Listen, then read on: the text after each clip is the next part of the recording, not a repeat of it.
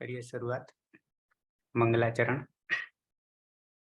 अष्टाध्यायी जगन्माता यस्य चित्तार्थमुत्थिता वेदानाम् उपकाराय तस्मै पाणिनये नमः। नमस्कार, સર્વેનું સ્વાગત છે। આપણે જોઈ રહ્યા છીએ લકારની પ્રક્રિયા। એ લકારની પ્રક્રિયા જે લકાર ક્રિયાને લાગે છે એમાં અંતે પદ નિર્ણય કર્યા પછી પંચ ઉપાંગ જોવાના છીએ। 5 ઉપાંગ। એ 5 ઉપાંગોમાં પ્રત્યયાદેશ એટલે કે પ્રત્યય આદેશ, 2 વિકરણ, 3 ધાત્વાદેશ અને 4 અતિદેશ, 5 દ્વિત્વાભ્યાસ કાર્ય। દ્વિત્વાભ્યાસ કાર્ય આ 5 કાર્ય કરીશું ત્યારે સંપૂર્ણ ક્રિયા પ્રાપ્ત થશે। આગળ આપણે ધાતુની ઓળખ કરી। ધાતુની ઓળખ 6 ખંડમાં વિભાજિત। 1 2 3 4 5 પહેલામાં, બીજામાં ઔપદેશિક અવસ્થામાં રહેલ ધાતુ, ત્રીજામાં હિતકરણ કરેલ ધાતુ સંજ્ઞા, ચોથામાં અંગ, પાંચમામાં આત્માનેપદી કે પરસ્મયપદી કે ઉભયપદી અને 6માં અર્થ। આ ખાલી જાણ આપણે કરી। હવે એનાથી આગલી પ્રક્રિયા જે છે એ આપણા જે લકારો જે છે, લકાર એટલે 10 લકાર, અને એ 10 લકાર નો પ્રયોગ ક્યારે થાય છે, કેવી રીતે થાય છે, એ તરફ આપણે જઈ રહ્યા છીએ। 10 લકારોના નામકરણ જ્યારે કરવા હોય ત્યારે કેવી રીતે થાય છે અને પ્રક્રિયા દરમિયાન ક્રમ કયો રહે છે, ખાલી હું સૂચિ તમને બતાવું છું, માત્ર સૂચિ બતાવું છું। એક એક વસ્તુ આપણે જોઈશું એટલે એ વખતે યાદ રહી જશે અર્થ સાથે। અત્યારે સૂચિ જોતા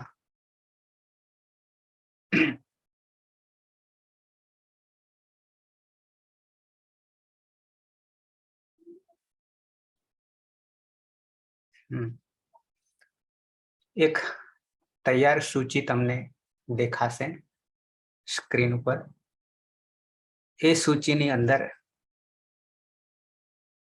10 લકારના નામકરણ કરેલા છે। સૌથી પહેલા તો નામકરણ કેવી રીતે કરવામાં આવ્યા છે, તો એ નામકરણમાં તમને લખીને મારે બતાવવું પડશે। અહીંયા તૈયાર યાદી આપી દીધી છે। લખીને બતાવતા એ કેવી રીતે નામકરણ પડ્યા છે એ નામકરણ જોઈએ તો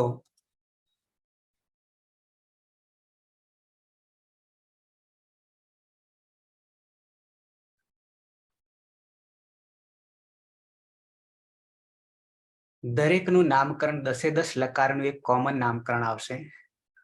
પહેલા તો કાળ જે છે, લકાર જે છે, નામકરણ કેવી રીતે પડ્યું, તો કે કાળનો અળ બરાબર લ થઈ ગયો, બરાબર લ થઈ ગયો।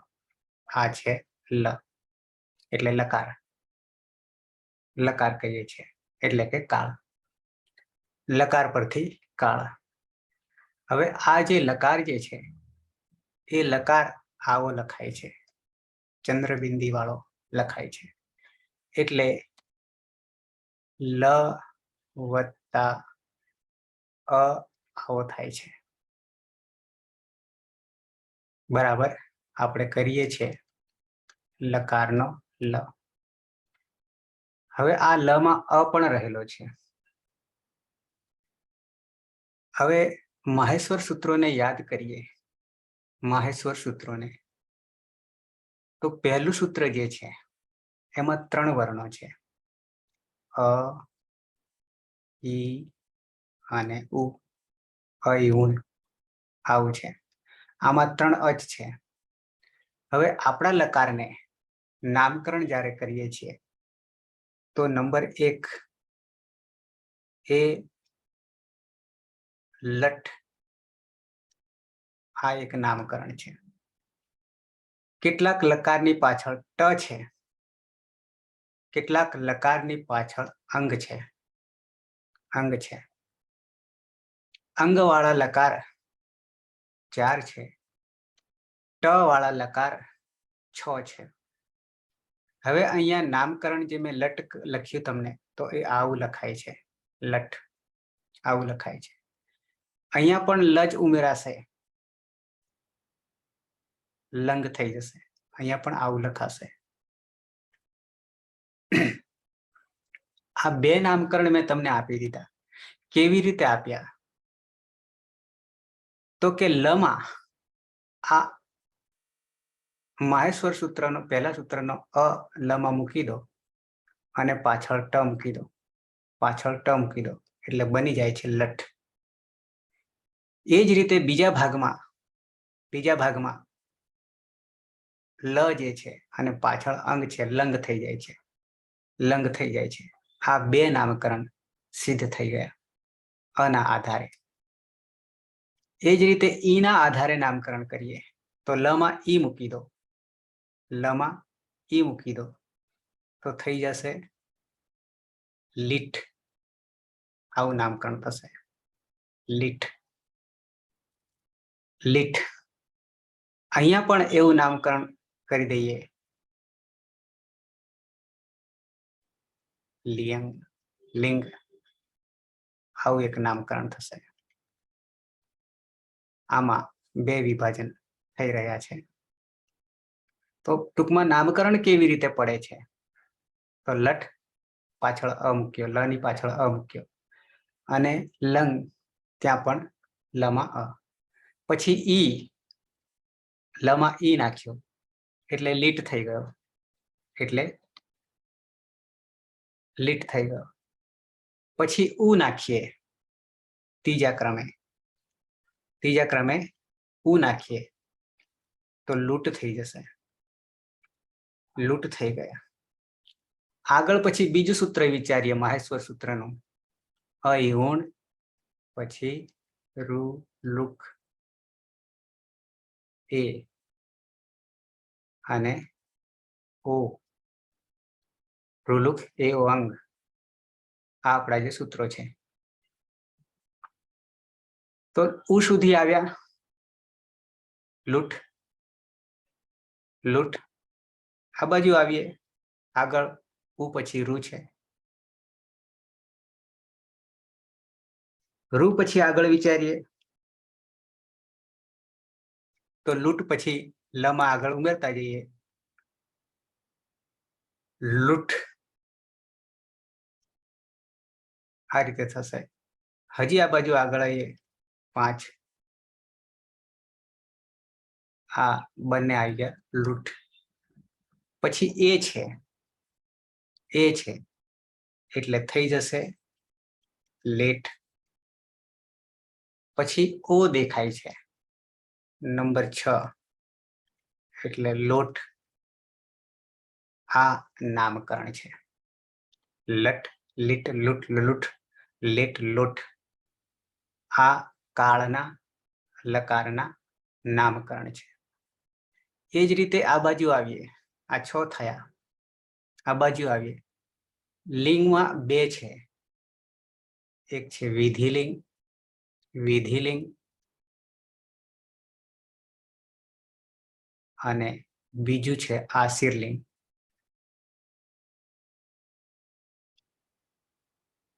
આશીર્લિંગ પાછળ અંગ. 3 આગળ વિચારીએ, લુઅંગ. પેલા લુઅંગ કરીએ, લુઅંગ અને 4 લુઅંગ. આ થઈ ગયા 6 અને 4 10 લકારના નામકરણ મેં કયા. 10 લકારના નામકરણ કહી દીધા. એ જ રીતે આ લેટ લકાર જે છે એના પણ 2 પ્રકાર પડે છે. સીપ સહિત અને સીપ રહિત. સીપ રહિત આ રીતે 2, એટલે કે એક સાર્વધાતુક છે અને એક આર્ધધાતુક છે. આ લેટ વૈદિક છે લકાર, એ લૌકિકમાં પ્રયોગ થતો નથી. આ મેં તમને ખાલી નામકરણ બતાવ્યા. ખાલી નામકરણ એટલે કે 10 નામકરણ. હવે જ્યારે પ્રક્રિયા કરવા જઈશું ત્યારે 2 ગ્રુપ પાડી દઈશું. 2 ગ્રુપ પાડી દઈશું. કેમ? તો કે પ્રથમ ગ્રુપ જે છે એમાં લટ રહેશે, પછી બીજા નંબરે આ લંગ રહેશે. એટલે લટ 1 2 લંગ, ત્રીજા નંબરે લોટ અને ચોથું થશે આ વિધિલિંગ. વિધિલિંગ આ રીતે થશે. આ 4 નું એક ગ્રુપ અને બીજા 6 નું બીજું ગ્રુપ. આવું આ લટ વર્તમાન છે, લંગ હ્યસ્તન ભૂતકાળ છે, અર્થ પછી જોઈએ છે. લોટ આજ્ઞાક છે અને વિધિલિંગ વિધ્યર્થ છે. આ 4 નું એક ગ્રુપ થશે, પહેલું ગ્રુપ થશે. આપણે શરૂઆતમાં આ 4 ને પહેલા જોઈશું, પછી આ 6 ને જોઈશું. આ બંને વચ્ચે આ ગ્રુપમાં તિયંગ પ્રત્યય જ્યારે લગાવીએ છીએ 9 ત્યારે વિકરણ પ્રત્યય આવીને બેસે છે. બાકીના 6 લકાર ને સિદ્ધ કરીશું ત્યારે વિકરણ પ્રત્યય આવીને નથી બેસતો. આ બંને વચ્ચે અંતર છે. તો ખાલી મેં નામકરણ તમને કહ્યું, હવે અર્થ સાથે બતાવી દઉં કે એના અર્થો શું થઈ રહ્યા છે આ લકારોના. અત્યારે ના યાદ રહે તો વાંધો નથી, પણ એક એક આપણે કરીશું ત્યારે ખબર પડશે. તો આ નામકરણ થયા લટ લીટ લૂટ લૂટ લેટ લોટ. સામે એના ગુજરાતીમાં અર્થ તમને વંચાશે. લટ વર્તમાન કાળ. વર્તમાન કાળ કોને કહેવાય? તો એના માટે અહીંયા ગુજરાતી શુદ્ધ ગુજરાતીમાં અહીંયા લખ્યું છે, તમને દેખાશે. વર્તમાન કાળ. વર્તમાન કાળ સંભાષણ દરમિયાનનો સમય. પછી અહીંયા વ્યાખ્યા ગુજરાતીમાં કરી છે. વક્તા જે સમયે વાતચીત કરી રહ્યો છે તે સમયે બનતી ક્રિયા માટે વપરાતો કાળ તે વર્તમાન કાળ, જેને આપણે લટ લકાર કહીશું સંસ્કૃત ભાષામાં. આ થયો લટ લકાર. પછી અહીંયા લીટ જે છે પરોક્ષ ભૂતકાળ. લીટ પરોક્ષ ભૂતકાળ. ભૂતકાળના 3 અર્થ છે. ભૂતકાળમાં 3 ભૂતકાળ છે. એક પરોક્ષ ભૂતકાળ છે, પછી આ બાજુ લંગ યસ્તન ભૂતકાળ દેખાશે, યસ્તન ભૂતકાળ દેખાશે. પછી સામાન્ય ભૂતકાળ લુંગ, લુંગ સામાન્ય ભૂતકાળ. આ 3. હવે આ 3 ભૂતકાળનો અર્થ મુખ્ય 3 કાળ, વર્તમાન, ભૂત અને ભવિષ્ય. એમાં ભૂતકાળ 3 પ્રકારનો છે. એમાં પરોક્ષ ભૂતકાળ લીટ લકાર જે કહીએ છીએ એના માટે અહીંયા શું કહે છે? જે તે વક્તાના જન્મ પૂર્વેનો કાળ. જે તે વક્તા, દરેકના જન્મ એકી સાથે નથી, અલગ અલગ છે. એટલે કે જે તે વક્તાના જન્મ પૂર્વેનો કાળ, કે જે કાળમાં બનેલી ઘટના વક્તાને પ્રત્યક્ષ હોતી નથી, એને પરોક્ષ ભૂતકાળ કહીએ છીએ. આપણા જન્મ પહેલી ઘટનાને જે આપણે જોઈ નથી અને એને બતાવવી છે, કહેવી છે, તો પરોક્ષ ભૂતકાળને આપણે લેવો પડે. તો આ પરોક્ષ થઈ, જેને આપણે લીટ લકાર કહીએ છીએ. सामान्य भूतकाळ ने ह्यस्तन भूतकाळ लंग लकार ह्यस्तन भूतकाळ ह्यस्तन ह्यः एक हूँ तमने फरी पाछो एक कोठो बतावो पड़शे। आ ह्यस्तन नी वात आवी त्यारे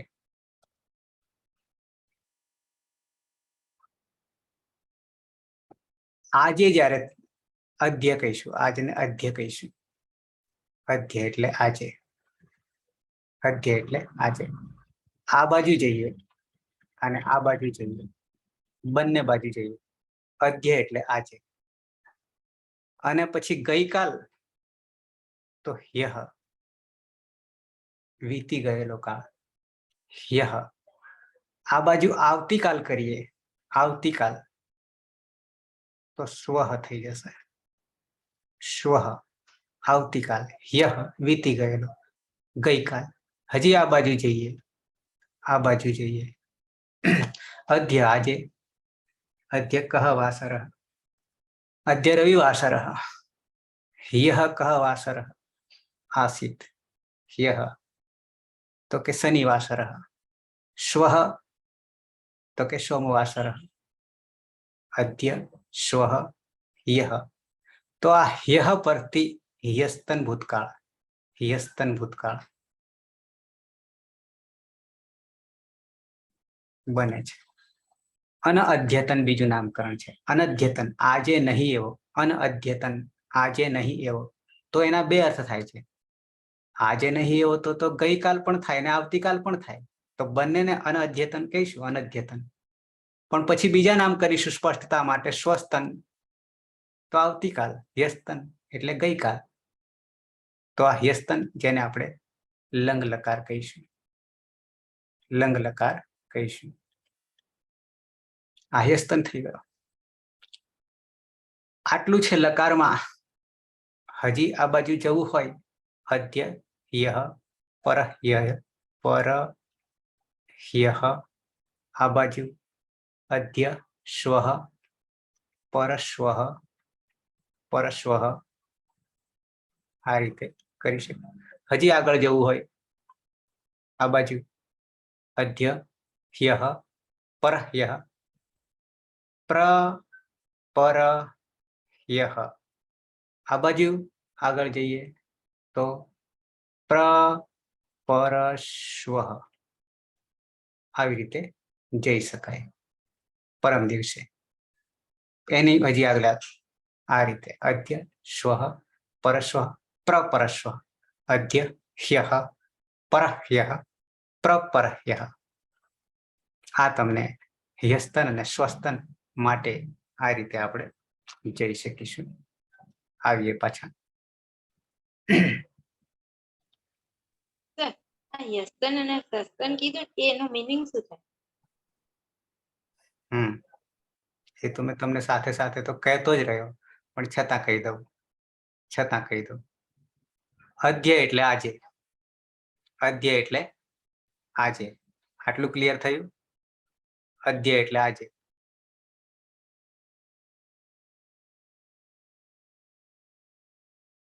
અધ્ય એટલે આજે,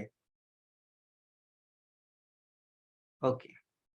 આ બાજુ આવીએ, ह्यः ગઈકાલ, ह्यः શું અર્થ કરીશું? ગઈકાલ। આ બાજુ સ્વઃ આવતીકાલ।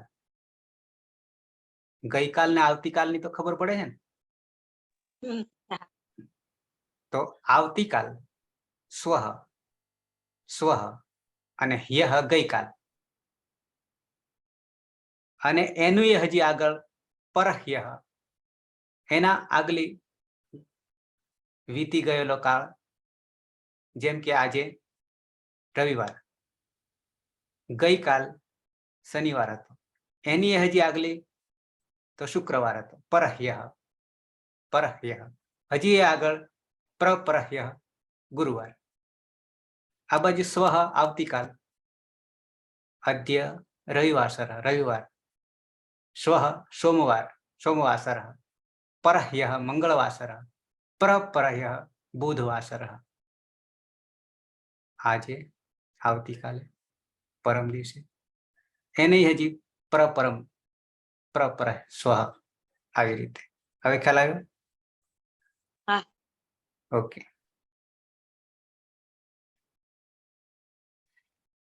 વર્તમાન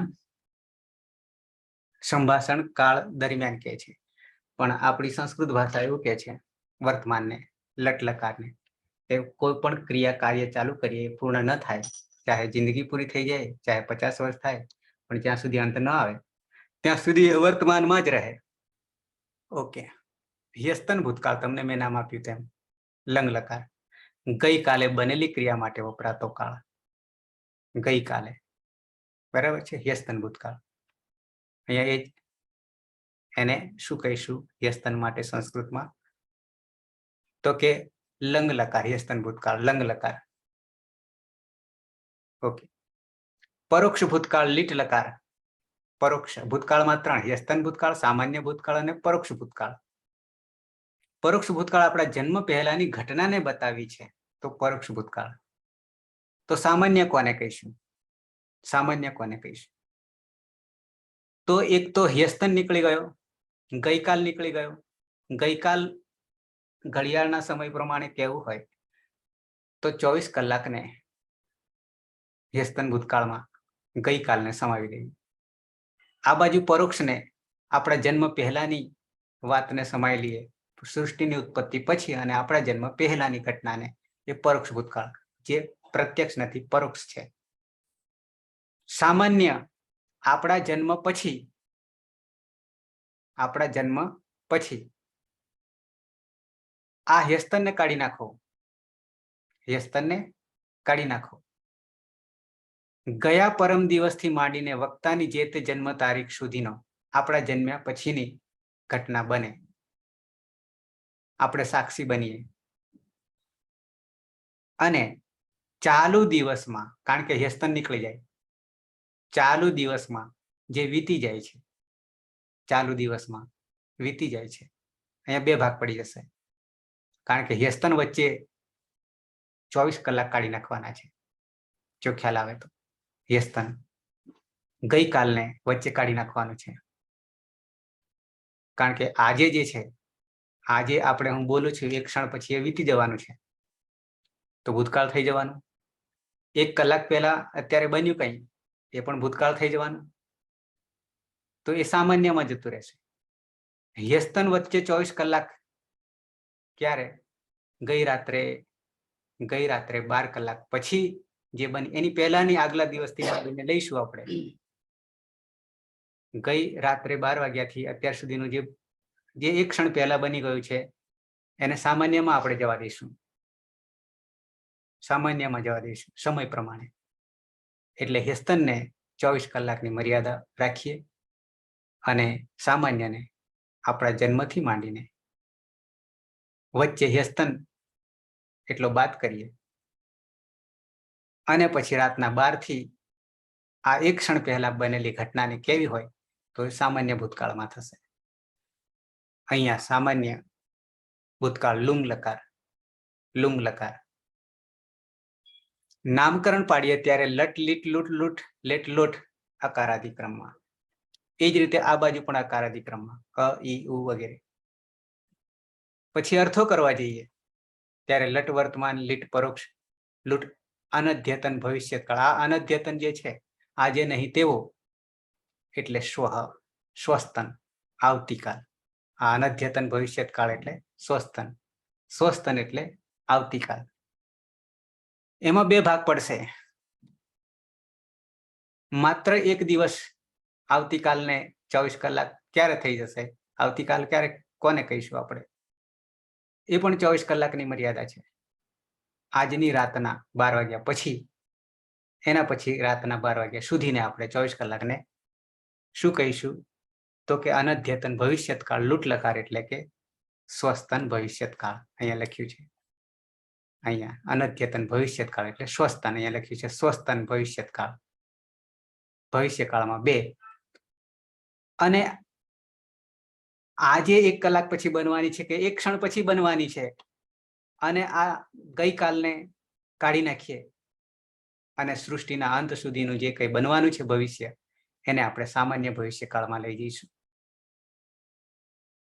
તો ભવિષ્યના બે થશે, લુંગ અહીંયા સામાન્ય ભવિષ્યકાળ લૂંટ, લઠ વર્તમાન, લિટ પરોક્ષ, લૂંટ અનદ્યતન ભવિષ્યકાળ એટલે સ્વસ્તન, લૂંટ સામાન્ય ભવિષ્યકાળ, લેટ વૈદિક છે, લોટ આગનાર છે. આ બાજુ લંગ યસ્તન ભૂતકાળ, લિંગમાં બે છે, વિધિલિંગ વિદ્યર્થ, આશીર્લિંગ આશીર્વાદ, લુંગ સામાન્ય ભૂતકાળ અને લુંગ ક્રિયાથી પત્યર્થ. આ જે છે જો અને તો શક્તિ વાળો. આમાંથી આ ઉપર જે તમને બતાવ્યા છે, અહીંયા બતાવ્યા જે છે એ સમય બતાવે છે અને અહીંયા નીચે બતાવ્યા છે એ અર્થ બતાવે છે. અર્થને કહેનારા છે ચાર. કયા ચાર? લેટ વૈદિક સંકેતાર્થ કયો છે, લોટ આજ્ઞાર્થ કયો છે, વિધિલિંગમાં આશીર્લિંગ ને વિધિ લિંગમાં બે, વિધિલિંગ વિદ્યાર્થ ને આશીર્લિંગ આશીર્વાદ, અને લુંગ ક્રિયાથી પત્યર્થ હેતુ હેતુમત ભાવાર્થ. જો ને તો, જો આજે ગરમી બહુ લાગે છે તો વરસાદ પડશે, જો અને તો કહેવા માટે ક્રિયાથી પત્યર્થ ક્રિયા થશે એમ કે છે. કઈક ક્રિયા ગરમીની ક્રિયા થઈ રહી છે તો કઈક વૃષ્ટિ થવાની સંભાવના છે એ કહેવા માટે. આ બાજુ સમય બતાવી રહ્યા છે 6. જેમ કે ભૂતકાળ 3, સામાન્ય ભૂતકાળ લુંગ લકાર, લંગ લકાર અને યસ્તન અને પરોક્ષ લીટ લકાર. આ 3 ભૂતકાળ. વર્તમાન 1 લઠ અને આ બાજુ 2 ભવિષ્ય લૂંટ અને લૂંટ. અત્યારે એક બી યાદ નહીં રહેતો વાંધો નથી. કેમ? તો કે આપણા 1930 ધાતુઓ જે છે એ 1930 ધાતુઓને 10 લકારમાં પ્રક્રિયા કરીશું. એ વખતે આપણને આ બધું યાદ રહી જવાનું છે. પણ આ લકાર એટલે શું એ મેં તમને વાત કરી, અને આપણે જે એ લકારમાં શું શું કાર્ય કરે છે એના માટે આ એક તમને મેં વસ્તુ બતાવી છે કે લકાર આ રીતે ઓળખાય છે. પાછા મૂળ અવસ્થામાં આવી જઈએ. પંચ ઉપાંગ કાર્ય. પ્રથમ ઉપાંગ છે વિકરણ. વિકરણ, વિકરણની વ્યાખ્યા ધાતુ પ્રત્યય મધ્યે આપતિતમ. ધાતુ અને લકારના પ્રત્યય તિંગ વગેરે એની વચ્ચે આવીને પડે છે તેને વિકરણ પ્રત્યય કહીશું. કે વ્યાખ્યા આવશે અંદર નીચે. અહીંયા એક સૂત્ર આપ્યું છે 3 4 69. લહ કર્મણી ચ ભાવે ચ અકર્મકેભ્યઃ. આવું સૂત્ર છે. લહ કર્મણી ચ ભાવે ચ અકર્મકેભ્યઃ. નીચે સમજાવ્યું છે પણ હજી તમને હું લખીને બતાવું છું. હવે આ જે લકાર છે એટલે કે કાળ જે છે, લકાર એટલે કાળ જે છે, એ લકારમાં મેં તમને શરૂઆતમાં કહ્યું કે આ લકાર જે છે એ આવી અવસ્થામાં છે. પાછળ ટ લાગે છે અને પાછળ અંગ લાગે છે. આ રીતે. હવે આની અંદર ઔપદેશિક અવસ્થા આ છે. ઔપદેશિક અવસ્થા હોવાને કારણે આપણે સૌથી પહેલી ક્રિયા કરીશું ઈતકરણ. સૌથી પહેલા કરીશું ઈતકરણ. ઈતકરણ કરીશું એટલે આ ટ જે છે એ હલંત્યમ સૂત્રથી ઈત સંજ્ઞા થઈ જશે, અને આ બાજુ અંગ જે છે એ પણ હલંત્યમ સૂત્રથી ઈત સંજ્ઞા થઈ જશે. તો ટ ગયો અને અંગ ગયો, પણ નામકરણ કરતા ગયા. શું નામકરણ કરતા ગયા? તો કે ટ ની ઈત સંજ્ઞા થાય તો આ ટીત લકાર છે, ટીત લકાર છે, અને અંગની ઈત સંજ્ઞા થાય તો આ ગીત લકાર છે. આ એક નામકરણ, 2 નામકરણ કરતા ગયા. ટીત લકારો 6 છે, ગીત લકારો 4 છે. આ નામકરણ પડ્યું. મન ઈત સંજ્ઞા થાય તો મિત. આવું બધું આપણે કરીએ છીએ ને એ જ નામકરણ. અહીંયા ટીત લકારો આગળ આવશે અને ગીત લકારો. આપણે પહેલા ટીત લકારો 2 જાણીશું અને ગીત લકારો 2 જાણીશું, બરાબર 4. હવે આ બાજુ પણ આ લ જે છે, લ વત્તા એમાં લ હલંત કરી દઈએ વત્તા અ જે છે આવું થશે, અહીંયા પણ એ જ થશે. તો આ અ જે છે લમાં રહેલો અ અનુનાસિક છે અને ઉપદેશ અનુનાસિક ઈદ થી આ અ પણ જતો રહેશે એટલે બચશે લ. કેવો લ બચશે? હલંત લ. આવો હલંત લ બચશે. આ હલંત લ 10 લકારમાં એક જ હલંત લ બચવાનો છે અને આ હલંત લ બરાબર આપણે કેટલા અર્થ કરીશું? આ લકારના, આ હલંત લ ના 10 અર્થ કરીશું. કેવી રીતે? તો હાલ જ મેં તમને કહ્યું, ધારો કે લટ છે, અહીંયા મેં લખ્યું તમને લટ. બીજું પેજ લઈ લઈએ.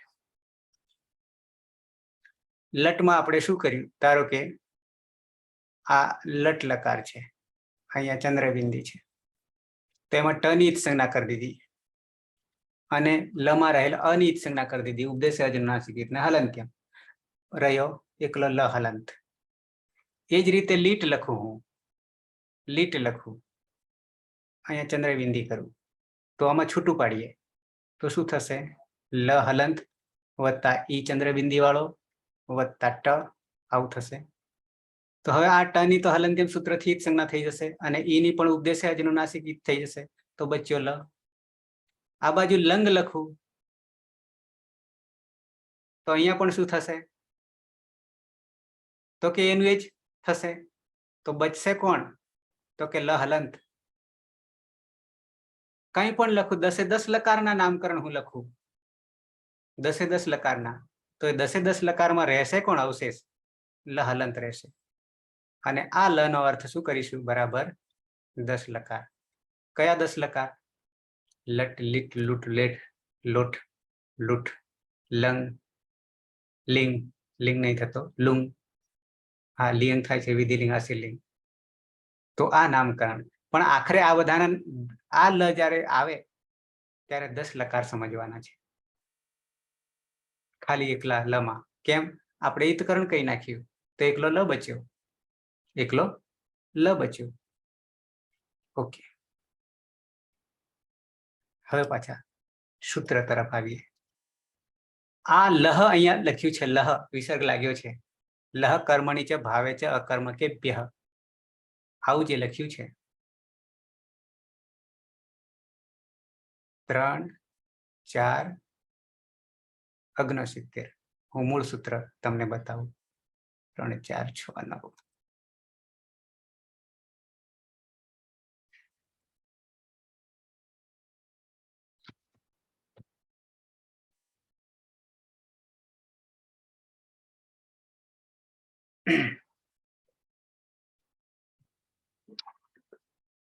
આ મૂળ સૂત્ર મેં કાઢ્યું.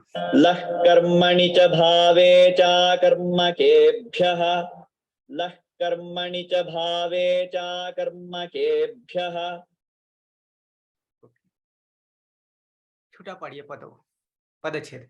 આ લહ જે છે એ જે મેં હલંત લ છે, એટલે કે 10 લકારો જે છે એમાં માત્ર લ બચ્યો હલંત. એ હલંત લ નો પ્રથમ વિભક્તિ બહુવચન બની ગયું, એટલે કે 2 થી વધારે લકારો છે, કાળ છે, એટલે કેટલા છે? 10 છે, એટલે 2 થી વધારે થયા એટલે બહુવચન થઈ ગયું. તો એ લ નું રૂપ બનાવી દીધું લહ. અને આ લહ થી 10 લકારો આપણે સમજવાના છે, 10 લકારો સમજવાના છે. કર્મણી સપ્તમી એક વચન. કર્મણી એટલે કર્મણી પ્રયોગ, કર્તરી પ્રયોગ, કર્મણી પ્રયોગ અને ભાવે પ્રયોગ. અહીંયા કર્તરી પ્રયોગ જે છે એ લખ્યો નથી, પણ આ સૂત્રમાં ઉમેરી લેવાનું છે. કેમ ઉમેરી લેવાનું છે? તો કે આ સૂત્ર નંબર જે છે એમાં આ અનુવૃત્તિ તમે જોશો કર્તરી દેખાય છે. એ કર્તરી આ સૂત્રમાં નાખવાનું છે અને કૃત નાખવાનું છે. કૃત એટલે કૃદંતો, કૃત એટલે કૃદંતો. કૃદંત પ્રત્યયો જે છે ધાતુને લાગે, ક્રિયાને લાગે. લકારના પ્રત્યયો, તિંગ પ્રત્યયો ક્રિયાને ધાતુને લાગે. વિકરણ પ્રત્યય લાગે, સનાદિ પ્રત્યય લાગે. આ 4 પ્રત્યયો લાગે. 4 પ્રત્યયો લાગવાથી શું શું પરિવર્તન આવે છે? સનાદિ લાગવાથી ધાતુનો ધાતુ બને છે, ટીંગ લાગવાથી જે તે કાળ બતાવે છે, અર્થ બતાવશે, એક વચન, બહુવચન વગેરે બતાવશે. કૃત પ્રત્યય લાગવાથી ધાતુનું નામ બનાવી દેશે. આવું આવું પરિવર્તન આવશે. અને સાર્વધાતુક પ્રત્યય હોય ત્યારે વિકર્ણ પ્રત્યય લાગે. ઓકે, અહીંયા કર્તરી ઉમેરી લેવાનું છે આ સૂત્રમાં. એટલે કે છે કે આ જે 10 લકારો છે ને, સૂત્રનો અર્થ કરવા જઈએ, કર્મની સપ્તમી એકવચન, ચ અવ્યય એટલે કે, અને ભાવે એટલે સપ્તમી એકવચન એટલે કે ભાવે પ્રયોગ, કર્મણી પ્રયોગ, ભાવે પ્રયોગ, ચ પાછો અવ્યય છે, અકર્મકેભ્ય, અકર્મક. અર્થ કરવા જઈએ, 10 લકારો અહીંયા નામકરણ આપી દીધા છે. અહીંયા નામકરણ આપી દીધા છે. આ 10 થઈ જશે. આ 10 લકારોમાં કર્તરી પ્રયોગ થાય છે, કર્મણી પ્રયોગ થાય છે અને ભાવે પ્રયોગ થાય છે. આ 3 પ્રયોગ થાય છે. પહેલી વાત તમને કહું તો કર્તરી પ્રયોગ, પછી કર્તરી પ્રયોગ એટલે શું પછી કહું, કર્મણી એટલે શું પછી કહું, ભાવ એટલે શું. તો પહેલા તો આ 10 લકારોમાં કર્તરી પ્રયોગ, કર્મણી પ્રયોગ અને ભાવે પ્રયોગ એમ કે છે. હવે અર્થ કરવા જઈએ, લકારાહા એટલે 10 કાળ, 10 લકારો. પછી એક શબ્દ સરસ વાપરે છે, કારણ કે અકર્મકેભ્ય અને સકર્મકેભ્ય આ બે શબ્દ જુદા પડે છે. સકર્મક અને અકર્મક, સકર્મક અને અકર્મક બંને વચ્ચે તફાવત કેવી રીતે છે, ઉદાહરણ સાથે તમને કહું છું. આપણા પોતાની અંદર જે ક્રિયા થાય છે, આપણા પોતાની અંદર ક્રિયા થાય છે, પોતાની અંદર એટલે ધારો કે આપણે ઊંઘીએ છીએ, સાંભળીએ છીએ, બોલીએ છીએ, આવું આપણે કરીએ છીએ, એક જાતની ક્રિયા છે, આપણી અંદર થઈ રહી છે, ત્યારે એ અકર્મક છે, ત્યારે એ અકર્મક છે. સમજો બરાબર, અકર્મક કોને કહેવાય?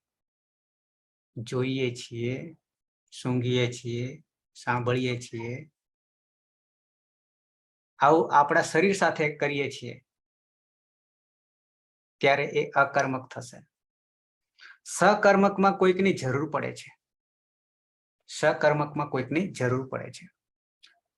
ધારો કે રમીએ છીએ એમ કહીએ, રમીએ છીએ, તો રમવામાં કોઈક સાધનની જરૂર પડે છે રમવા માટે, ત્યારે એ સકર્મક બની જશે. દ્વિકર્મક પણ આવશે, જેમ કે દોહે છે, દૂધ કાઢવું, દોહે છે, ત્યારે જે તે વ્યક્તિ ક્યાંથી ગાયમાંથી દૂધ કાઢશે, શામાં કાઢશે? બે ક્રિયા એક સાથે થશે દોહવામાં, તો એને દ્વિકર્મક પણ કહીશું. એટલે આવા ક્રિયાના ભાગો, પ્રકારો આવશે. ઓકે, તો સકર્મક સાથે કોઈ બીજા સાધનની જરૂર પડે છે, સકર્મક. અને અકર્મકમાં બીજા સાધનની જરૂર નથી પડતી, જેમ કે ઊંઘે છે, ઊંઘે છે, આપણે ક્રિયા કરે છે એમ જ કહીએ, ઊંઘે છે, ક્રિયા એક થઈ રહી છે, પણ એમાં કોઈ બીજાની જરૂર નહીં પડતી, આપણામાં થઈ રહી છે, એને અકર્મક કહીશું. ધાતુભ્ય, ધાતુઓને જોજો, સકર્મક ધાતુ હોય, 10 લકારોમાં પ્રક્રિયા કરીએ ત્યારે સકર્મક ધાતુ હોય, ત્યારે કર્તરી પ્રયોગ થાય છે અને કર્મણી પ્રયોગ થાય છે. આ બે પ્રયોગ થાય છે. એમાંથી આપણે સૌથી પહેલા કર્તરી પ્રયોગ કરવાના છીએ, કર્મણી નથી કરવાના, એ સહેલું છે. કર્તરી પ્રયોગ કરવાના છીએ, કર્તરી કર્મણી પછી સમજાવું છું. અને અકર્મક ધાતુ હોય, અકર્મક ધાતુ હોય તો કર્તરી પ્રયોગ થાય છે, કર્મણી નહીં થતો, ભાવે પ્રયોગ થાય છે, ભાવે પ્રયોગ થાય છે.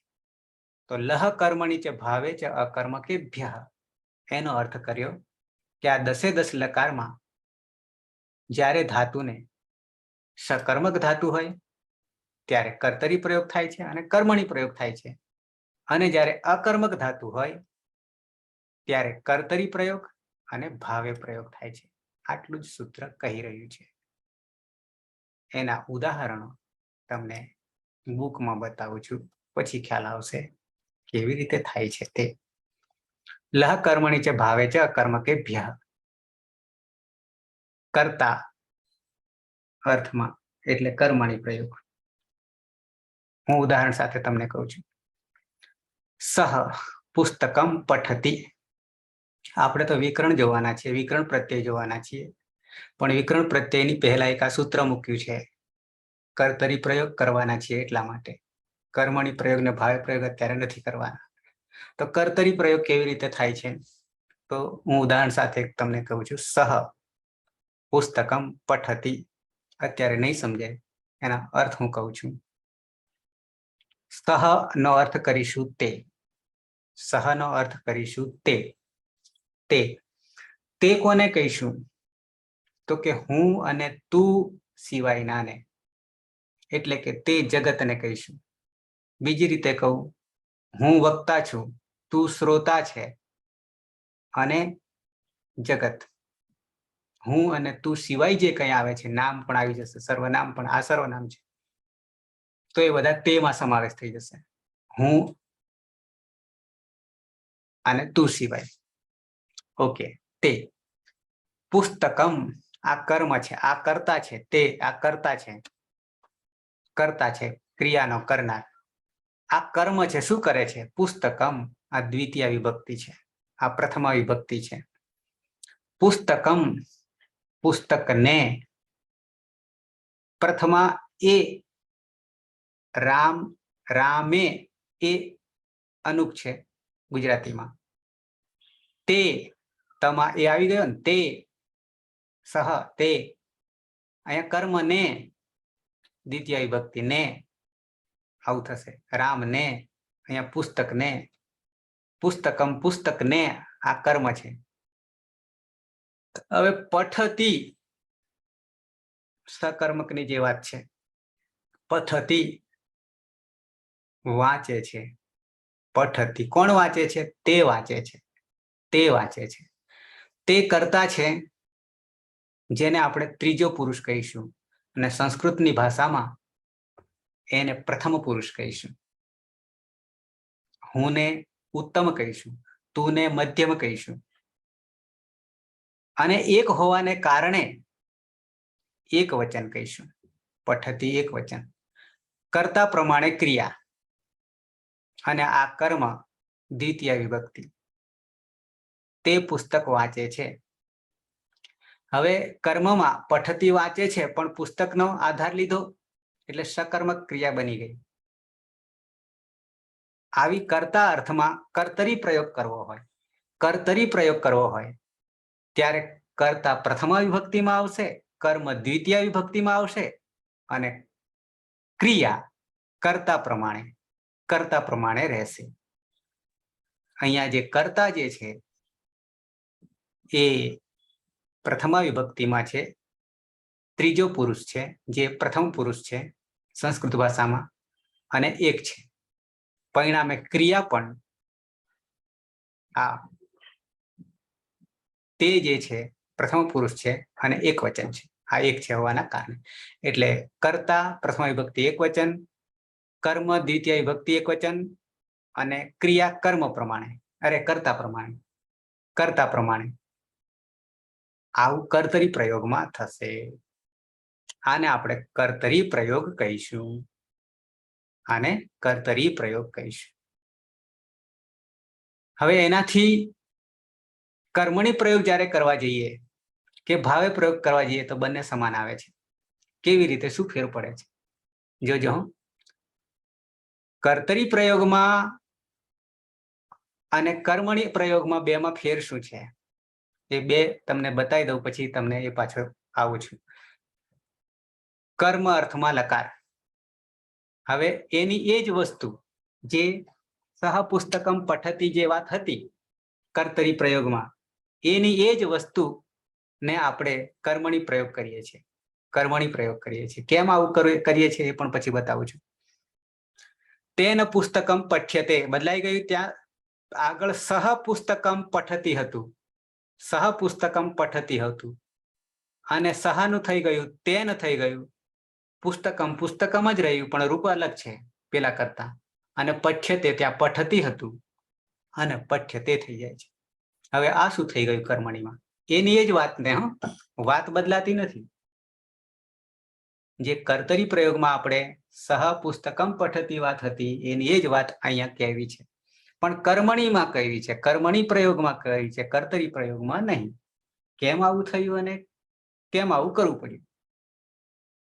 જોઈએ રહસ્ય શું છે આવું કરવાનું. આપણે તો કર્તરી પ્રયોગ કરવાના છે પહેલા, પણ કર્મણી પ્રયોગ શું છે, ભાવે શું છે અને કર્તરી શું છે હવે સમજો. ત્યાં સહ જે હતું એનું તેન થઈ ગયું.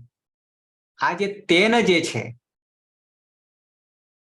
એ તૃતીય વિભક્તિ એક વચનનું રૂપ થઈ ગયું છે. ત્યાં પ્રથમા એક વચન હતું તત સર્વનામનું, તત એટલે તે, અને તેનું પુલ્લિંગમાં સહ હતું. એ જ સહનું જે પુલ્લિંગ પ્રથમા એક વચન હતું વિભક્તિમાં, એ જ તૃતીય વિભક્તિ એક વચન, પ્રથમા દ્વિતીય તૃતીય અને સંબોધન આઠમી વિભક્તિ સુધી આપણે જઈએ છીએ. દરેક વિભક્તિના કાર્યો જુદા જુદા છે. એ આપણે બીજા પાઠમાં ભણીશું. આ સહેજ વસ્તુ આવી એટલે તમને કહી રહ્યો છું, બાકી અત્યારે એને જાણવાની જરૂર નથી. પણ લકારમાં આવું આવું થાય છે એના માટે એક મુદ્દો છે. તો તેના વડે, અને પેલામાં તે અને આ તેના વડે, એટલે ત્યાં કર્તા પર ભાર મૂકવામાં આવ્યો હતો. ભાર કર્તા પર મૂકવામાં આવ્યો હતો.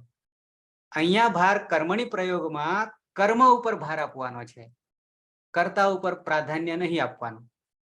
પ્રાધાન્ય કોને આપવાનું છે? કર્મણીમાં કર્મને આપવાનું છે, અને કર્તરીમાં પ્રાધાન્ય કર્તાને આપવાનું છે. આટલું પરિવર્તન આવે છે, અને એ શા માટે કરવું પડે છે, એનું રહસ્ય શું છે સમજો બરાબર. કર્તરી પ્રયોગમાં તે પુસ્તક વાંચે છે, અને અહીંયા અર્થ એવો થશે કે તેના વડે પુસ્તક વંચાય છે. તેના વડે એ ગૌણ થઈ ગયું, પ્રાધાન્ય નહીં રહ્યું. ત્યાં કર્તરી કરતા પ્રાધાન્ય હતો, મુખ્ય હતો. અહીંયા એ ગૌણ થઈ ગયો. તેના વડે પુસ્તકમ એ કર્મ છે, એને પ્રાધાન્ય આપવામાં. શું કર્મ કરે છે એનું પ્રાધાન્ય છે? તો કે પુસ્તક વંચાય છે. તેના વડે પુસ્તક વંચાય છે. શું વંચાય છે? પુસ્તક વંચાય છે. કર્મને ભાર આપ્યો છે. પેલામાં કોણ વાંચે છે એને ભાર આપ્યો છે, પુસ્તકને ભાર નહોતો આપ્યો. હવે રહસ્ય શું છે એ તમને બતાવું. અને કર્મ પ્રમાણે ક્રિયા, કર્મ પ્રમાણે ક્રિયા, પેલું કર્તા પ્રમાણે ક્રિયા હતી. અને આ કર્મ જે છે પુસ્તકમ, ત્યાં દ્વિતીય વિભક્તિ કર્મ હતી, અહીંયા ઓલરેડી પ્રથમા વિભક્તિ છે કર્મની, ત્યાં દ્વિતીય હતી, અહીંયા પ્રથમા થઈ જાય છે. પુસ્તકમ, પુસ્તકે, પુસ્તકાની, આવા રૂપો ચાલે છે નપુંસકલિંગમાં. તો આ પુસ્તકમ એ દ્વિતીય ઉપર દ્વિતીય વિભક્તિમાં હતું એવું નથી, અહીંયા પ્રથમા વિભક્તિમાં છે. રૂપો સરખા છે. અને તેના પુસ્તકમ પઠ્યતે, આ તૃતીય વિભક્તિમાં કર્તા જે હતો પ્રથમામાં હતો, જે તૃતીયામાં જતો રહ્યો, અને કર્મ જે દ્વિતીયામાં હતું એ પ્રથમામાં આવતું રહ્યું, અને ક્રિયા જે છે ત્યાં કર્તા પ્રમાણે હતું, અહીંયા કર્મ પ્રમાણે છે, પઠ્યતે. આવું થઈ જાય છે. હવે આવું કેમ કરવું પડે છે? તમને બીજું એક ઉદાહરણ આપું. હું કરું છું, કોઈ પણ મારે કાર્ય કર્યું હોય, અત્યારે તો પરંપરા ચાલી રહી છે, કંઈક આપણે સિદ્ધિ કરીએ ને, સાહસ કરીએ ને, તો હું કરું છું કહીએ, અને ખરાબ કરીએ તો પછી આપણે બીજો કરે છે એવું કહીએ છીએ. હું કરું છું અને મારા વડે થઈ રહ્યું છે, આ બંને વચ્ચે કહેવાના ભાવમાં હું કરું છું ત્યારે એવું અભિમાન આવી જાય છે કે હું કરું છું, તો એ કર્તરી પ્રયોગ છે, એમાં અભિમાન આવી જાય છે આપણું. પણ મારા વડે થઈ રહ્યું છે કાર્ય, ત્યારે કાર્યનું પ્રાધાન્ય છે, મારું પ્રાધાન્ય નથી. મારી એક સેવા છે, મારા વડે થઈ રહ્યું છે. આવ જમીનનો અંતર છે બંને વચ્ચે. પેલામાં અભિમાન આવી જશે કર્તરીમાં, કર્મણીમાં અભિમાન નહીં રહે, ઓગળી જશે. એટલે મારા વડે થઈ રહ્યું છે. આ બંને વચ્ચે. એટલે સંસ્કૃત જગતમાં કોઈ હું કરું છું એવું નથી કહેતું, મારા વડે થઈ રહ્યું છે એવું કહેશે મોટા ભાગના વાક્યોમાં. એટલે તો કાલિદાસ જેવાએ 7 કૃતિઓ લખી પણ ક્યાંય પોતાનું નામ નથી લખ્યું. એટલે હું પણ નથી લાવ્યા ક્યાંય, મારા વડે કહી રહ્યા છે. તો આના માટે કર્તરી પ્રયોગ, કર્મણી પ્રયોગ અને ભાવે પ્રયોગ, આવા પ્રયોગો થાય છે. અને ભાવે પ્રયોગમાં કર્મ હોતું જ નથી, એટલે અકર્મક કહીએ છીએ. ભાવે પ્રયોગમાં કર્મ હોતું જ નથી, એટલે એમાં કર્મનો અભાવ છે. જેમ કે અહીંયા તેન અત્ર સ્થિયતે, પેલામાં પુસ્તક શું તો એક કર્મ હતું પણ અહીંયા જતું જ રહે છે, પણ બાકીની ક્રિયા સરખી છે, કર્મ પ્રમાણે છે, કર્તરીમાં જ ફેર પડે છે. આ ના સમજાય તો વાંધો નથી, ખાલી મુદ્દો આવ્યો છે એટલે મેં તમને કહી દીધો. પણ આપણી વાત જે સમજવાની હતી એ વિકરણ પ્રત્યય જાણવાની છે. વિકરણ પ્રત્યય કર્તરી પ્રયોગ આપણે કરીશું. પહેલા કર્તરી પ્રયોગ કરીશું 10 લકારમાં. એમાં 4 લકાર શરૂઆતના લઈશું. લટ, લંગ, લોટ અને વિધિલિંગ, આ 4 લકાર લેવાના છે. એ 4 લકારને જ્યારે લકારના પ્રત્યયો લાગે છે ત્યારે વચ્ચે આવીને એક વિકરણ પ્રત્યય આવીને બેસે છે. તો એ વિકરણ પ્રત્યય આપણે જાણવાના છીએ 10 લકારના. અહીંયા 1930 ધાતુઓ જે છે ઔપદેશિક અવસ્થામાં, મૂળ અવસ્થામાં એના 10 ગણોમાં વિભાજિત છે. ધાતુઓની વાત કરીએ ત્યારે પેલી આપણે લકારની વાત કરી હતી. ધાતુઓ ગણમાં વિભાજિત છે, 10 ગણમાં વિભાજિત છે, અને એ ધાતુઓને લકારના પ્રત્યયો લાગે છે. ઓકે,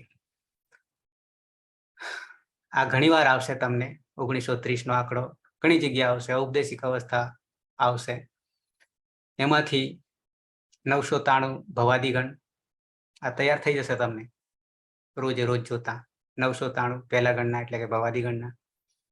દિવાદિગણ ચોથો ગણ 1 4 6 10, જેને અદંત અંગ કહીશું, એ નીચે આવે છે. પછી અદંત અંગ 140 દિવાદિગણ, 157 તુદાદિગણ છઠ્ઠો ગણ, 410 ચુરાદિગણ 10મો ગણ. આપણે પહેલા ગણના સમૂહમાં આ 4 જોવાના છીએ, પહેલો, ચોથો, છઠ્ઠો અને 10મો. બાકી આ 35 સ્વાદિગણ જે છે 5મો છે, તનાદિ 12મો છે, અરે 8મો છે, એમ 12 ધાતુ છે. પછી ક્રયાદિ 9મો ગણ છે 61. આ 4 ના ગણીશું, ભેગા કરીશું 4 ના પ્રથમ ગણ સમૂહમાં તો 1700 થશે, બાકીના 230 થશે. 6માં અદાદિ બીજો ગણ છે 73 ધાતુ, જ્યોત્યાદિમાં 24 છે ત્રીજો ગણ, રુદાદિ 7મો ગણ છે 25. આમ કહીને કુલ 10 ગણ. હવે 4 લકાર, પ્રથમ ભાગ 4 લકાર એટલે લટ, લંગ, લોટ અને વિધિલિંગ. એ 4 લકારને જ્યારે પ્રત્યયો લગાવીએ છીએ, તિંગ પ્રત્યય લગાવીએ છીએ.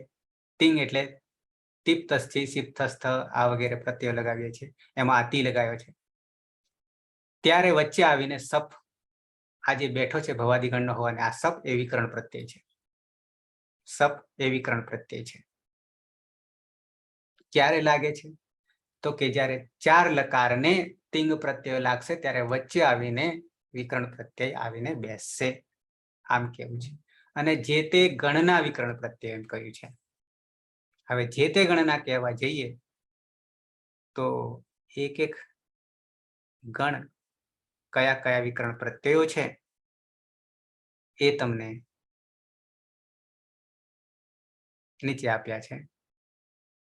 કર્તરી પ્રયોગની વાત કરીએ ત્યારે કર્તરી પ્રયોગ કહું છું, કર્મણી અને ભાવે નહીં, તો ત્યાં પ્રત્યય બદલાઈ જાય છે.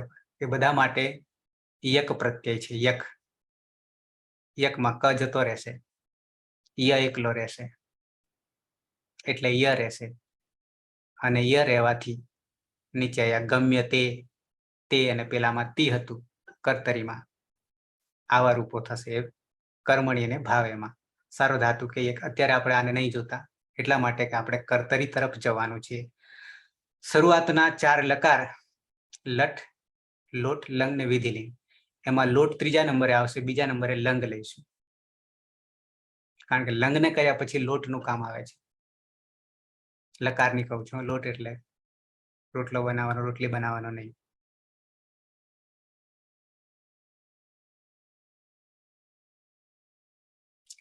હવે જે હું વિકરણ કરતો હતો તમને એની વ્યાખ્યા અહીંયા આપી છે. પ્રકૃતિ પ્રત્યયોર મધ્યે યત પતિતમ તદ વિકરણમ, આવી એક વ્યાખ્યા છે. તેને વિકરણ કહેવાય. હવે વિકરણ કોને કહેવાય? તો કે પ્રકૃતિ. પ્રકૃતિ આપણે 2 પ્રકારની છે, એક ધાતુ અને એક નામ. તો અહીંયા ધાતુની વાત છે. અને પ્રત્યય, પ્રત્યય એટલે લકારના પ્રત્યય, તિંગ પ્રત્યય. પ્રકૃતિ પ્રત્યયોર મધ્યે, પ્રકૃતિ અને પ્રત્યયની વચ્ચે, મધ્ય એટલે વચ્ચે. કોની કોની વચ્ચે? ધાતુ અને લકારના પ્રત્યયોની વચ્ચે. યત પતિતમ, જે આવીને પડે છે તેને વિકરણ કહેવાય. આટલી જ વ્યાખ્યા છે. પણ એ પણ ક્યારે? માત્ર 4 લકારને, 10 લકારને નહીં, માત્ર 4 લકારને. 4 લકારના પ્રત્યયોનો પ્રયોગ કરીશું ત્યારે વિકરણ લગાવવાનો થશે. 6 લકારને જ્યારે પ્રયોગ કરીશું ત્યારે નહીં લગાવવાના વિકરણ પ્રત્યય. આટલી જ વાત છે.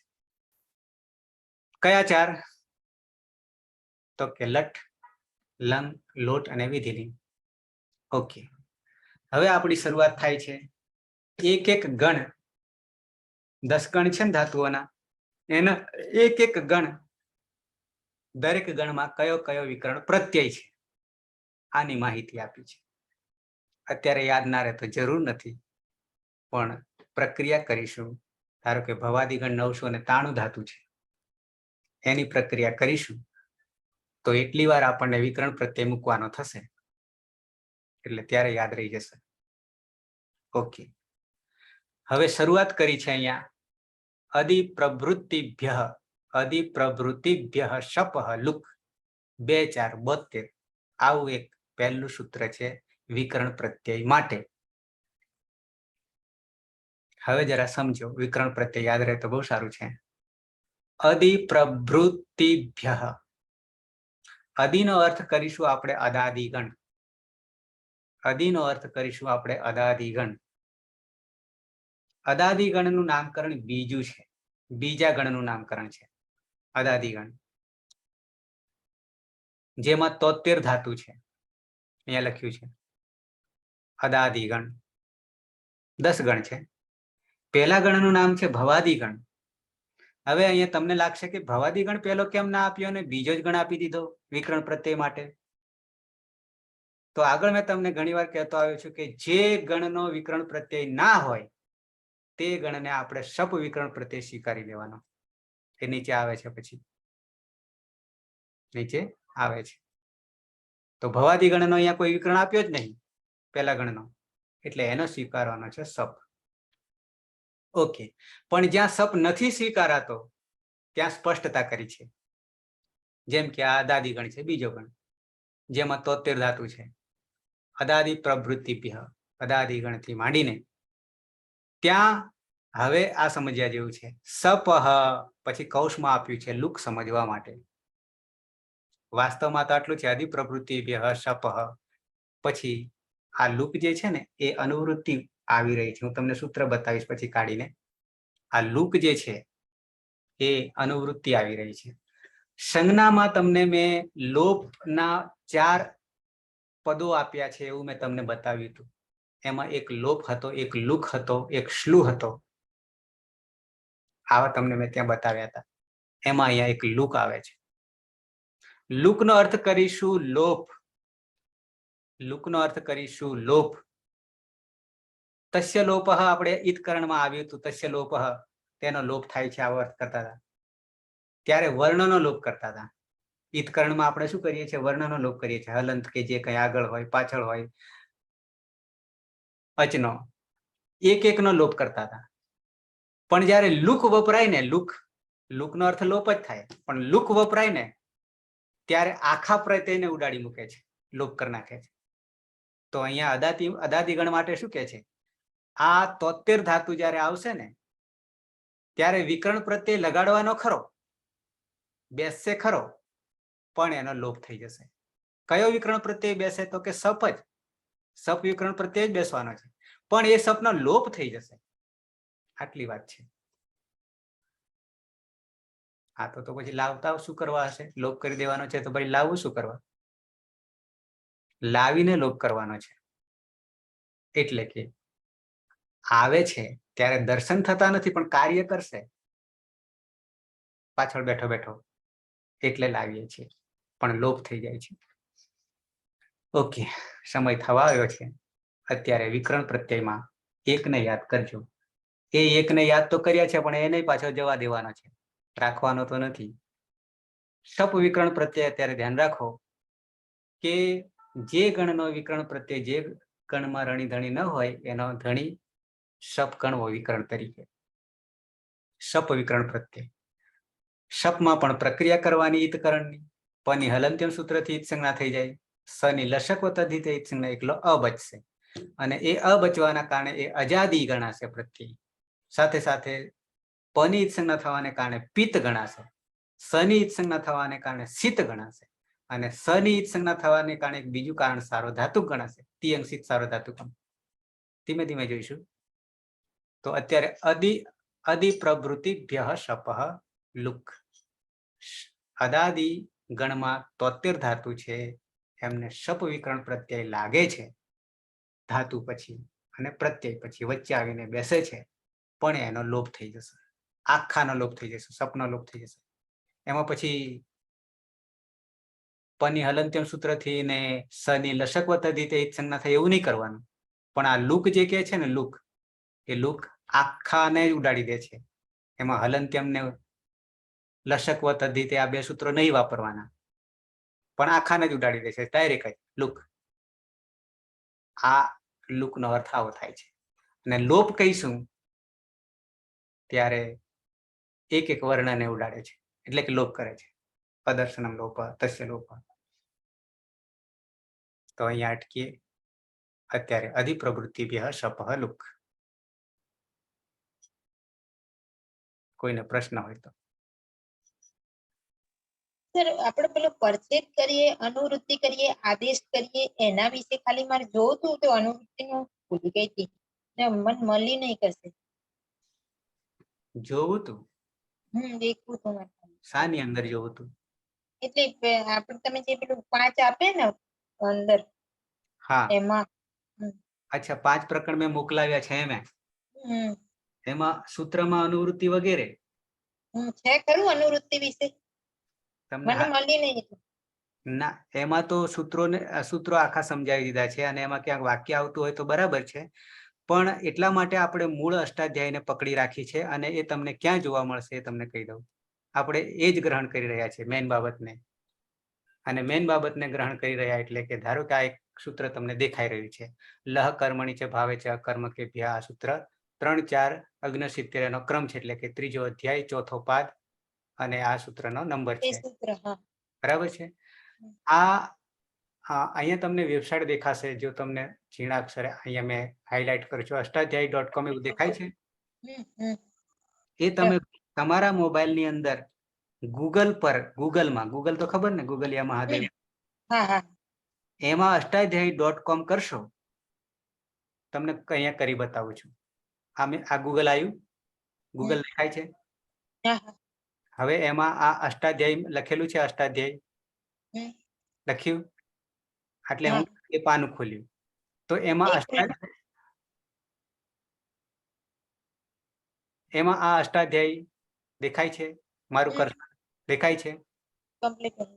હા, એટલે આ જે એના પર ક્લિક કરશો એટલે આવું મેનુ ખુલશે. દેખાયું મેનુ? એમાં સૂત્ર પાઠ, ધાતુ પાઠ, શબ્દ પાઠ, આ બધું દેખાય છે. એમાં સૂત્ર પાઠમાં જવાનું. આ સૂત્ર પાઠમાં એમાં ક્લિક કરવાનું. આ તમારા મોબાઈલમાં એપ એની ડાઉનલોડ પણ એનું ઓપ્શન આવશે મોબાઈલમાં. પછી 12 મેનુ બેસી જશે, જેમ એપ હોય ને બધી એ રીતે. હવે ધારો કે આ વૃદ્ધિરાદેશ પહેલું છે એટલે એમાં કોઈ અનુવૃત્તિ નહીં આવે, બરાબર છે. આ ક્રમવાઇઝ છે, આ ક્રમવાઇઝ છે, પણ એમાં આપણે હાલ જે જોઈ રહ્યા હતા એ 3 4 અગ્ન આ સૂત્ર હતું. તો એમાં દરેક સૂત્રમાં જ્યાં જ્યાં અનુવૃત્તિ આવશે ને પહેલામાં નહીં આવે, કારણ કે એ તો શરૂઆત જ છે. પછી જ્યાં જરૂર પડે ત્યાં ઉપર નાની આવવાની ને. જેમ આપણે ઈતકરણ જોયું, ઉપદેશ અજનુનાસિક ઈત પહેલું હતું, પછી હલંત્યમ બીજું હતું. તો એ બીજા સૂત્રમાં આપણે ઉપરથી 2 પદો લાવ્યા, એક ઉપદેશે લાવ્યા અને એક ઈત લાવ્યા. હા, અહીંયા એ રીતે અનુવૃત્તિ આ જે છે આ સૂત્રની અંદર, તો કર્તરી એ 3 4 67 છે કર્તરી તરીકે, અને કૃત જે છે એ 93 છે, 3 1 93 છે. આ 2 ની જરૂર આમાં પડી. આ વસ્તુ જે તમે તમારો જે પ્રશ્ન હતો ને એ વસ્તુ માત્ર મૂળ અષ્ટાધ્યાયીમાં જ જોવા મળશે. સિદ્ધાંત કૌમુદી હોય, લઘુ સિદ્ધાંત કૌમુદી હોય કે વ્યાકરણના કોઈ બી ગ્રંથ હશે અષ્ટાધ્યાયી સિવાયના, કે મહાભાષ્ય હશે અંતિમ સુધી, એ ક્યાંય અનુવૃત્તિ આ રીતે લખેલી નહીં આવે. અને પરિણામે આપણે જે સંસ્કૃત તૂટ્યું છે, ભાંગ્યું છે, એનું કારણ આ છે. કેમ? તો કે અષ્ટાધ્યાયીને કોઈ અડ્યા જ નહીં, અને બાકીનું જે પાંદડા એ પકડવા રહ્યા. કોઈ પણ અષ્ટાધ્યાયીનું સૂત્ર હશે સમજવા માટે તો પહેલા અનુવૃત્તિ જોવી પડે, અને એ અનુવૃત્તિ ક્યાં જોવા મળશે? માત્ર અષ્ટાધ્યાયીમાં. અને અષ્ટાધ્યાયી આપણે અધ્યયન કર્યું હશે તો આપણને તરત ખબર પડી જાય કે આમાં તો આ સૂત્રની અનુવૃત્તિ છે, એ ઓટોમેટિક ખ્યાલ આવી જાય ખાલી અષ્ટાધ્યાયીનું અધ્યયન કરવાથી.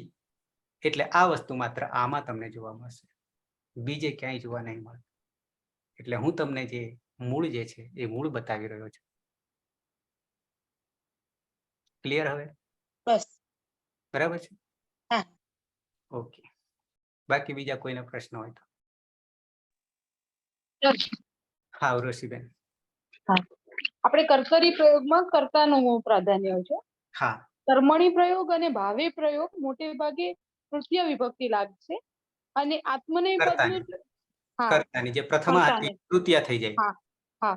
અને જે ક્રિયાપદ છે ઉપર પઠોતી છે, આમાં પઠ્ય તે થશે, એટલે એમાં આત્મનેય પદનું પદ લાગશે. એમાં અને ભાવે બોલો બોલો, પહેલા બોલી લો. અને સર ભાવે પ્રયોગમાં પણ ઈ જ એવી રીતના જ લાગે છે, તૃતીય વિભક્તિ અને આત્મનેય પદનું. હા, બરાબર. એ આત્મને પદનું નથી, પણ એમાં યક પ્રત્યય લાગ્યો છે અને તે પ્રત્યય લાગે છે. યક જે છે એમાં ય જોડાઈ જશે અને તે થઈ જશે. બરાબર. એટલે ઈ આત્મનેય પદનું પદ ન કહેવાય સર? એ ના, ખાલી પ્રત્યય છે, પણ આપણને લાગશે જાણે કે આત્મને પદનો જ હોય છે એવું લાગશે. પણ આત્મને પદના પ્રત્યયમાં કેવું થશે એ તમને કહી દઉં. આત્મને પદમાં તે, ઈતે, અંતે આવા ત્રણ પ્રત્યયો લાગશે. એકવચન, દ્વિવચન, બહુવચન, આવા ત્રણ પ્રત્યય લાગશે. અહીંયા એક જ લાગશે સીધો, તે. બધામાં તે. એટલે ભાવેમાં તે લાગશે, અને આમાં જે કર્મણીમાં પણ તે લાગશે. એ આત્મનેય પદનો છે? નહીં, આત્મને પદનો નહીં, પણ યક ને તે. યકનું છે. યક એ વિકરણ છે, વિકરણ છે. કારણ કે યકમાં ક જતો રહેશે હલંત્યમથી, અને ય બચશે, અને પાછળ તે લગાવી દઈએ. તે એક કર્મણી પ્રયોગનો પ્રત્યય છે, પેલો વિકરણ પ્રત્યય છે. એ જ રીતે પેલામાં ભાવે પ્રયોગનો પ્રત્યય છે તે. બંનેમાં તે છે, અને આગળ જોડી દઈએ છીએ, અને પછી એની આગળ ધાતુ આવશે. બરાબર છે. એટલે હું એમ સમજી હતી કે આત્મનેય નહીં, બરાબર છે, લાગે એવું જ આપણને, એવું જ લાગે છે ને. એટલે એમ લાગે છે કે આત્મનેય પદનું પદ હોય ને એના જેવું લાગે, એના જેવું દેખાય, સેમ દેખાય પહેલી દ્રષ્ટિએ. હા. અને સર બોલો. અને સર આનો બે નો ભાવાર્થ એક જ થાય. તેન પુસ્તક પઠ્યતે, અને આ ભાવે પ્રયોગમાં તેન અત્ર પુસ્તકમ પઠ્યતે. પુસ્તકમ ત્યાં નહીં, અને આનો ભાવે પ્રયોગનું ને કહી દઉં. અને ભાવે પ્રયોગમાં તેન અત્ર સ્થીયતે, એટલે એનો ભાવાર્થ ઈ રીતના થાય. ભાવે પ્રયોગ જે છે ને તેનાથી એમાં કર્મ નથી, એમાં કર્મ નથી હોતું. સમજી જજો. ખાલી ભાવ છે. કારણ કે ત્યાં પુસ્તક વસ્તુ આખું ઉડાવી દીધું, ખાલી ભાવ છે. બરાબર. જો સાર્વધાતુક કે યક જે છે એ તમને મેં વચ્ચે એટલા માટે ચર્ચા નહીં કરી કે આપણે અત્યારે નથી જાણવાના. વાંધો નહીં સર, ખાલી એટલું એમ, બસ બીજું વાંધો નહીં. હમ. પણ એનો ભાવાર્થ એક જ થાય, ખાલી એટલું જ પૂછ્યું, બીજું કઈ જાણવું નથી. હા હા બરાબર તેનાથી બરાબર પુસ્તક છે. ખાલી કર્મ નીકળી જાય છે ભાવેમાં. કર્મ. હા, અને કર્મ હોય તો કર્મણી થઈ જાય છે, આટલું હા છે. બરાબર. અને હા કર્તરીમાં બરાબર. તું કર્તાને પ્રાધાન્ય, અને આમાં કર્મને હા પ્રાધાન્ય, અને આમાં ભાવને હા પ્રાધાન્ય. આટલી જ વાત છે. હા હા, બસ મારે મનમાં એમ હતું કે હા, આ તે આવ્યું એટલે આત્મને, નહીં. પણ હવે ખબર પડી કે યક પ્રત્યે લાગે છે હમ, અને આત્મને પદ નથી. હમ. હવે અર્થની દ્રષ્ટિએ જોવા જઈએ ને, પ્રાધાન્યની દ્રષ્ટિએ જોવા જઈએ ને, તો આપ જમીનનો અંતર થઈ જાય. કેમ? તો કે કર્તરી પ્રયોગ જયારે આપણે કરીએ ત્યારે હું ને વધારે પ્રાધાન્ય મળે છે કર્તાને, કારણ કે ઘણીવાર અભિમાન કે હું કરી નાખ્યું આવું હા આપણે કહેતા હોય છે. પણ હવે એ હા વસ્તુ આપણું સંસ્કૃત હા જગત એવું નહીં સ્વીકારતું. સંસ્કૃત જગત એવું સ્વીકારે છે હા મારા વડે એ કાર્ય થયું છે, મેં નહીં કર્યું, મેં નહીં કર્યું, મારા હા વડે. બરાબર. એટલે મારા વડે અને હું કરું એ બે આપ જમીનનો અંતર છે અર્થની દ્રષ્ટિએ. ત્યાં કર્મને પ્રાધાન્ય હા મળી જાય છે કે કયું કર્મ કર્યું છે એને મહત્વ વધારે છે, પોતાને મહત્વ નથી. એ કર્મણી કર્મ થાય. માટે. હા અને પેલું કર્તરીમાં કર્તાને પ્રાધાન્ય છે, હા બરાબર. પેલામાં કર્મને પ્રાધાન્ય છે. અને ભાવિમાં કર્મ હોતું જ ભાવને, નથી. હા હા, ભાવને બરાબર. પ્રાધાન્ય છે. હા, ભાવને પ્રાધાન્ય. હમ. હા સર, ધન્યવાદ. ઓકે, તો કાલે પાછા મળીએ 8 વાગે. સમયસર જોડાઈ જઈશું. મંગલાચરણથી છૂટા પડી. સદાશિવ સમારંભામ તથા પાણિની મધ્યમામ અસ્મદાચાર્ય પર્યંતામ વંદે ગુરુ પરંપરામ. વંદે ગુરુ પરંપરામ. વંદે ગુરુ પરંપરામ. શુભરાત્રી. શુભરાત્રી સર. શુભરાત્રી. ધન્યવાદ સર. હા.